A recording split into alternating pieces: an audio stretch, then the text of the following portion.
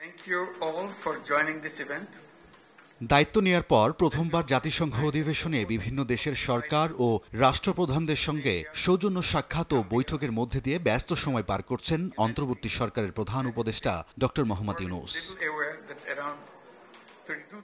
জাতিসংঘ সাধারণ পরিষদের অধিবেশনের ফাঁকে বুধবার সংস্থাটির সদর দফতরে পাকিস্তানের প্রধানমন্ত্রী শাহবাজ শরীফের সঙ্গে দ্বিপাক্ষীয় বৈঠক করেন প্রধান উপদেষ্টা ডক্টর মোহাম্মদ ইউনূস। বৈঠকের পর প্রধান উপদেষ্টার অফিসিয়াল ফেসবুক পেজে জানানো হয়, বাংলাদেশের প্রধান উপদেষ্টা ও পাকিস্তানের প্রধানমন্ত্রীর আলোচনায় বিভিন্ন পর্যায়ে দ্বিপাক্ষীয় সহযোগিতা পুনর্জীবিত করার ওপর গুরুত্ব দেওয়া হয়েছে। এর আগে প্রধান উপদেষ্টা ডক্টর মোহাম্মদ ইউনূসের সঙ্গে সৌজন্য সাক্ষাৎ করেন মানবাধিকার কর্মীরা।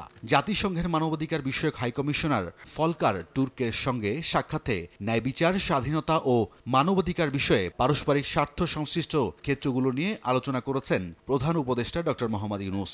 এ সময় জাতিসংঘের মানবাধিকার বিষয়ক হাইকমিশনার বাংলাদেশের রাজনৈতিক অর্থনৈতিক সংস্কারে অন্তর্বর্তী সরকারের উদ্যোগ ও প্রচেষ্টার জন্য প্রধান উপদেষ্টাকে অভিবাদন জানান।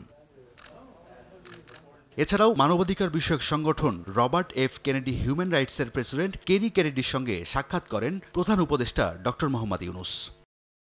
এদিকে যুক্তরাষ্ট্রের আন্তর্জাতিক বিষয়ক উন্নয়ন সংস্থার প্রশাসক সামান্তা পাওয়ারের সঙ্গে বৈঠক করেছেন প্রধান উপদেষ্টা ডক্টর মোহাম্মদ ইউনূস। বুধবার অনুষ্ঠিত এই বৈঠকে যোগাযোগ, জ্বালানি, বিচার ব্যবস্থা ও তারুণ্য বিকাশের মতো গুরুত্বপূর্ণ ক্ষেত্রে সহযোগিতা বাড়ানোর বিষয়ে আলোচনা হয়। এছাড়াও প্রধান উপদেষ্টা ডক্টর মোহাম্মদ ইউনূসকে অভিনন্দন জানিয়েছেন দক্ষিণ আফ্রিকার প্রেসিডেন্ট সিরিল রামাফোসা।